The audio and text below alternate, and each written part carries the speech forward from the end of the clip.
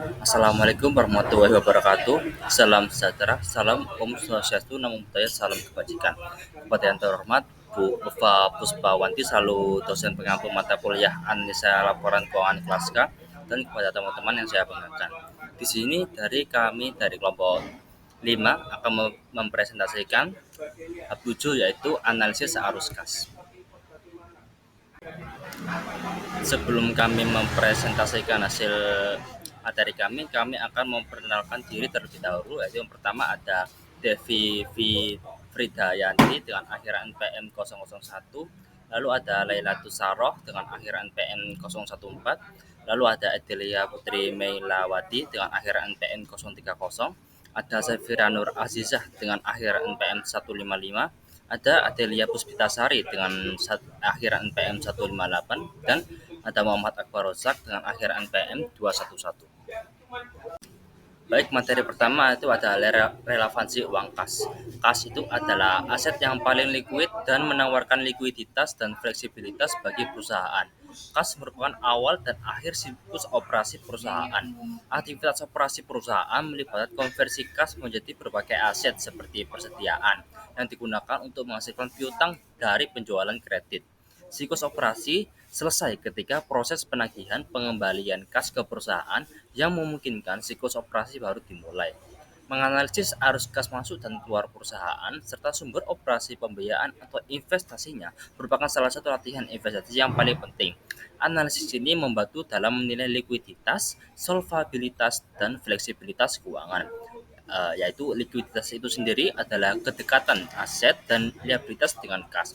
Solvabilitas itu adalah kemampuan untuk membayar kewajiban saat jatuh tempo, dan fleksibilitas ini keuangan adalah kemampuan untuk bereaksi dan menyesuaikan diri dengan peluang dan kesulitan. Selanjutnya itu ada pelaporan berdasarkan aktivitas. Lalu yang pertama ada aktivitas operasi. Aktivitas operasi ini adalah aktivitas yang berhubungan dengan pendapatan perusahaan. Selain aktivitas pendapatan dan beban yang direpresentasikan dalam laporan laba rugi, aktivitas tersebut mencakup arus masuk dan arus keluar kas besi yang dihasilkan dari aktivitas operasi terkait seperti memberikan kredit kepada pelanggan, berinvestasi dalam persediaan, dan memperoleh kredit dari pemasok. Lalu yang kedua yaitu ada aktivitas investasi. Aktivitas investasi ini adalah cara memperoleh dan melepaskan aset non-tunai. Aktivitas ini melibatkan aset yang diharapkan untuk menghasilkan pendapatan bagi perusahaan seperti pembelian dalam penjualan PPE dan investasi dalam sekuritas. Aktivitas ini juga termasuk peminjaman dana dan penagihan pokok pinjaman tersebut. Lalu yang ketiga ada aktivitas pembiayaan. Aktivitas pembiayaan ini adalah cara untuk memberikan kontribusi, penarikan, dan servis dana guna mendukung aktivitas bisnis.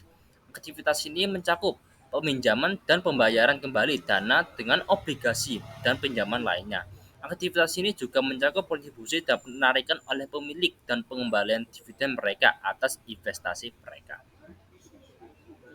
Baik, materi selanjutnya yaitu menyusun laporan arus kas. Nah, di sini terdapat dua metode yang dapat digunakan untuk melaporkan arus kas dari operasi, yaitu metode tidak langsung dan metode langsung. Dengan metode tidak langsung, lebih bersih disesuaikan dengan pendapatan non-tunai atau biaya dan aktual untuk menghasilkan arus kas dari operasi. Metode tidak langsung adalah metode yang paling umum digunakan dalam praktik dan awalnya menggunakan untuk mengilustrasikan penyusunan laporan arus kas. Perhitungan laporan arus kas menggunakan metode langsung disediakan selanjutnya untuk perbandingan. Metode ini menyesuaikan setiap item pendapatan untuk yang terkait akrual dan bisa dibilang menyediakan format yang lebih baik untuk menilai jumlah kas operasi arus masuk ataupun arus keluar. Selanjutnya yaitu terkait persiapan penyusunan laporan arus kas. Laporan arus kas merupakan gabungan dari laporan laba rugi dan neraca. Perhitungannya yaitu sebagai berikut: pendapatan bersih ditambah dengan biaya penyusutan dan amortisasi, ditambah dengan keuntungan atau dikurangi kerugian atas penjualan aset, dan ditambah dengan kas yang dihasilkan atau digunakan oleh aset dan kewajiban lancar. Nah, ini akan ketemu atau untuk menghitung arus kas bersih dari aktivitas operasi. Titik awal untuk laporan arus kas adalah laba bersih yang pertama-tama disesuaikan dengan biaya penyusutan dan amortisasi non-tunai. Nah, pertimbangkan bahwa arus kas keluar terjadi ketika aset berwujud dan tidak berwujud dibeli. Nah, proses penyusutan atau amortisasi kemudian mengalokasikan biaya tersebut selama masa manfaatnya. Untuk entry jurnalnya yaitu biaya penyusutan pada akumulasi penyusutan dan biaya amortisasi pada aset tak berwujud.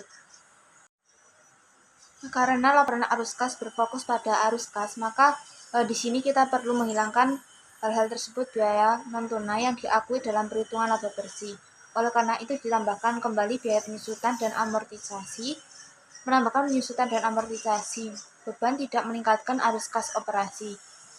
Beban tersebut hanya meniadakan beban yang dikurangi dalam perhitungan laba bersih. Nah, di sini bisa dilihat di layar. Penyesuaian laba bersih untuk keuntungan ataupun untuk kerugian atas penjualan aset juga menggunakan cara yang serupa.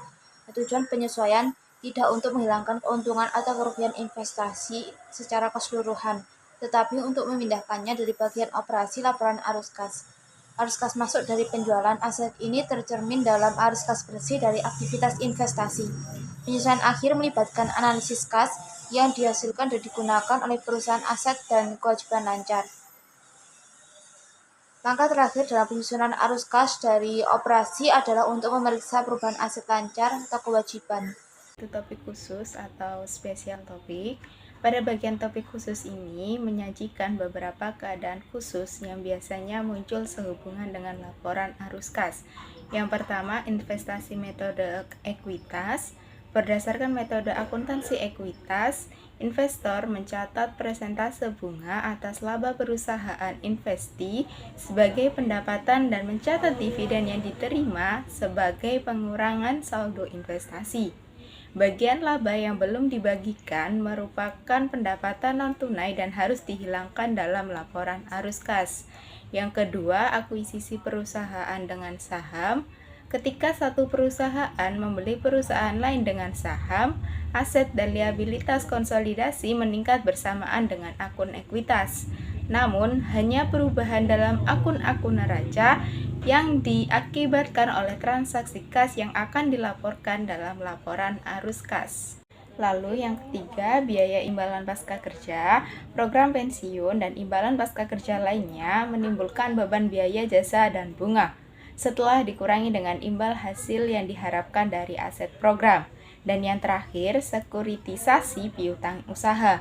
Sekuritisasi melibatkan pengalian piutang kepada SPE yang membelinya dengan hasil penjualan obligasi di pasar modal. Perusahaan akan memperhitungkan pengurangan piutang sebagai peningkatan arus kas dari operasi karena hal tersebut berkaitan dengan aset lancar. Selanjutnya yaitu metode langsung atau direct method. Metode langsung melaporkan penerimaan kas bruto dan pengeluaran kas yang terkait dengan operasi yang pada dasarnya menyesuaikan setiap item laporan laba rugi dari basis akrual ke basis kas. Metode langsung melaporkan jumlah total arus kas yang masuk dan keluar dari perusahaan pada aktivitas operasi. Lalu mengkonversi dari metode tidak langsung ke metode langsung. Konversi dari metode tidak langsung ke metode langsung dalam analisis arus kas, terutama pada laporan arus kas dari aktivitas operasi, dilakukan untuk menyajikan arus kas berdasarkan transaksi kas aktual yang terjadi selama periode tersebut. Dalam metode langsung, maka pelaporan arus kas akan dilakukan secara lebih eksplisit dengan mengkategorikan penerimaan kas dan pengeluaran kas berdasarkan jenis transaksinya. Untuk materi selanjutnya yaitu analisis implikasi arus kas. Nah, yang pertama yaitu keterbatasan dalam pelaporan arus kas. Terdiri dari 4. Yang pertama yaitu praktik tidak memerlukan pengungkapan terpisah atas arus kas yang berkaitan dengan pos luar biasa atau operasi yang dihentikan. Kedua, bunga dan dividen yang diterima dan bunga yang dibayarkan diklasifikasikan sebagai arus kas operasi. Ketiga, pajak penghasilan diklasifikasikan sebagai arus kas operasi. Dan yang terakhir yaitu penghapusan keuntungan atau kerugian sebelum pajak atas penjualan pabrik atau investasi dari aktivitas operasi medistorisi. Analisis kami terhadap aktivitas operasi dan investasi.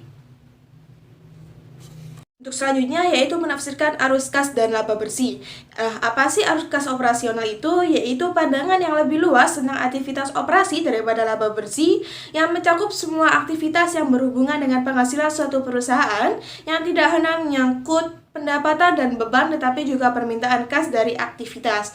Nah, untuk menafsirkannya yang pertama yaitu arus kas dari operasi berfokus pada aspek likuiditas operasi yang bukan merupakan profitabilitas karena tidak termasuk biaya penting seperti penggunaan aset jangka panjang dalam operasi. Kedua, arus kas dari operasi secara efektif berfungsi sebagai pemeriksaan terhadap laba bersih yang bukan pengganti laba bersih. Ketiga, arus kas dari operasi mencakup elemen pembiayaan dan berguna untuk mengevaluasi dan memproyeksikan likuiditas jangka pendek dan solvabilitas jangka panjang. Keempat, arus kas dari operasi mengecualikan unsur pendapatan dan beban yang saat ini tidak dipengaruhi oleh kas. Dan yang terakhir, arus kas dari operasi melaporkan pendapatan yang diterima dalam bentuk kas dan beban yang dibayarkan. Next. Subbab selanjutnya yaitu analisis arus kas. Dalam mengevaluasi sumber-sumber dan penggunaan kas, analis harus fokus pada pertanyaan-pertanyaan seperti yang pertama, apakah penggantian aset dibiayai dari dana internal atau eksternal? Apa sumber pembiayaan ekspansi dan akuisisi bisnis? Apakah perusahaan bergantung pada pembiayaan eksternal? Apa saja permintaan dan peluang investasi perusahaan? Apa saja persyaratan dan jenis pembiayaan? Apakah kebijakan manajerial seperti dividen sangat sensitif terhadap arus kas? Selanjutnya, analisis kasus arus kas Kap Belsub. Nah, sebelumnya saya akan menjelaskan sedikit ringkasan arus kas Kap Belsub. Analisis operasional pada tahun 11 Kap Belsub menghasilkan arus kas dari operasi sebesar 805,2 juta, meningkat 80% dari 448,4 juta pada tahun 10. Peningkatan ini didorong oleh pendapatan yang tinggi dan manajemen modal kerja yang lebih efisien. Aktivitas investasi perusahaan menghabiskan 371,1 juta untuk belanja modal, termasuk pengadaan aset pabrik. Total biaya akuisisi mencapai 180,1 juta, terutama untuk mengakuisisi saham Kap Belsub Company di Kanada yang diharapkan dapat meningkatkan efisiensi operasional. Selanjutnya yaitu aktivitas pendanaan. Selama tahun 11, Kap Belsub menerbitkan utang sebesar 400 juta untuk mendanai kegiatan operasional dan akuisisi. Perusahaan juga melakukan pembelian kembali sekitar 3,4 juta lembar saham dengan biaya 175,6 juta dan membayar dividen sebesar 137,5 juta.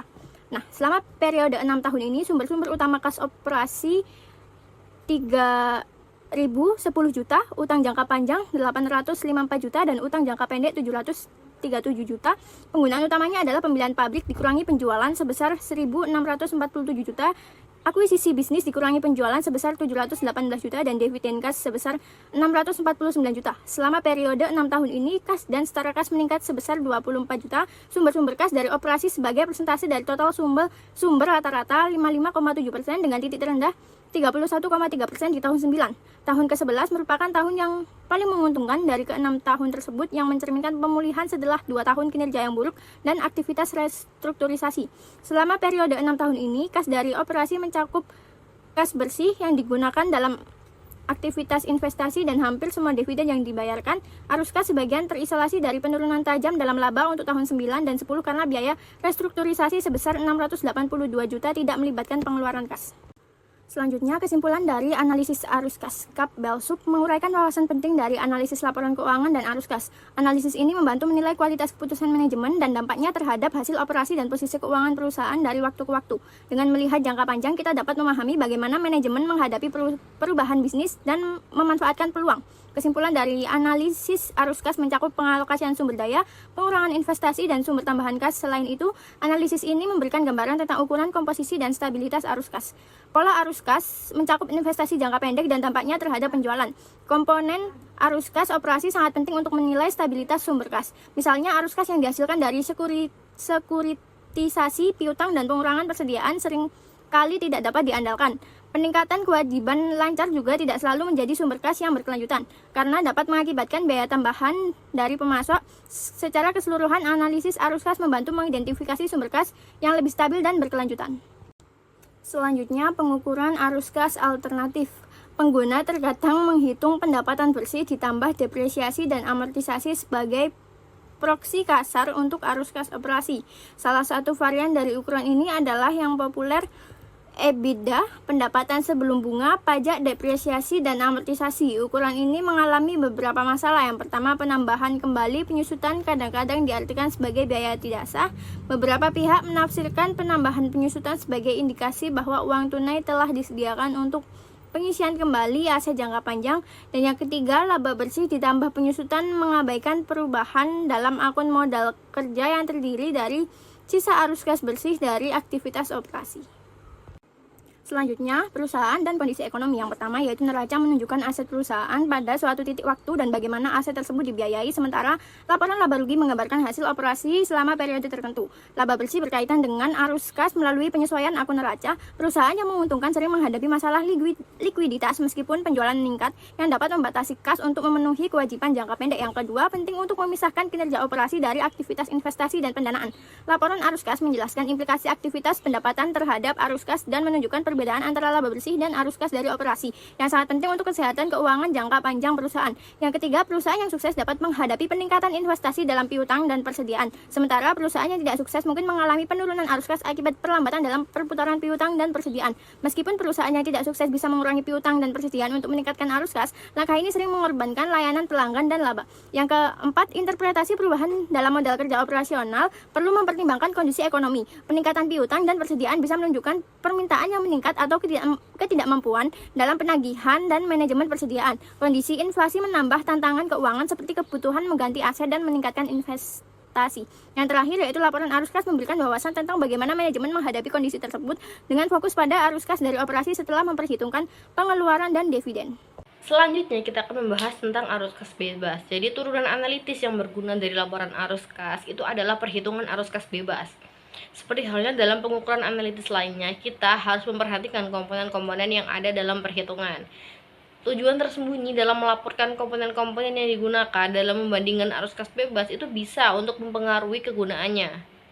Meskipun tidak ada kesepakatan tentang definisi pastinya, pengukuran arus kas yang paling berguna itu ada dua, yaitu arus kas dari operasi dan juga arus kas vias atau FC. Lalu selanjutnya yaitu arus kas sebagai validator. Jadi laporan arus kas itu berguna untuk memprediksi hasil operasi berdasarkan kapasitas produksi yang diperoleh dan direncanakan. Laporan ini nantinya itu juga berguna untuk menilai kapasitas ekspansi perusahaan di masa mendatang, kebutuhan modal, dan juga sumber arus kas masuknya. Selanjutnya yaitu rasio arus kas. Jadi rasio arus kas ini tuh dibagi menjadi dua, yaitu rasio kecukupan arus kas dan juga rasio investasi kembali kas. Yang pertama yaitu rasio kecukupan arus kas itu merupakan ukuran kemampuan perusahaan untuk menghasilkan kas yang cukup dari operasi guna untuk menutupi pengeluaran modal, investasi dalam persediaan, dan juga dividen kas. Nah, untuk cara mengetahuinya itu ada rumusnya, yaitu jumlah kas dari operasi. Misal kita cari dalam 3 tahun ya, jadi selama 3 tahun dibagi dengan jumlah modal di tahun terakhir, berarti tahun ketiga, lalu ditambah persediaan dan juga dividen tunai.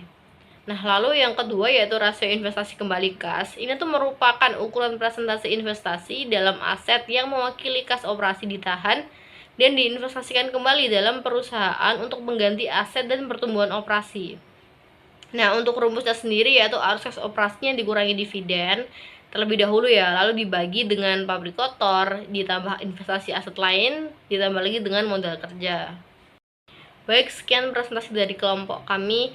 Untuk kurang lebihnya saya mohon maaf. Wassalamualaikum warahmatullahi wabarakatuh.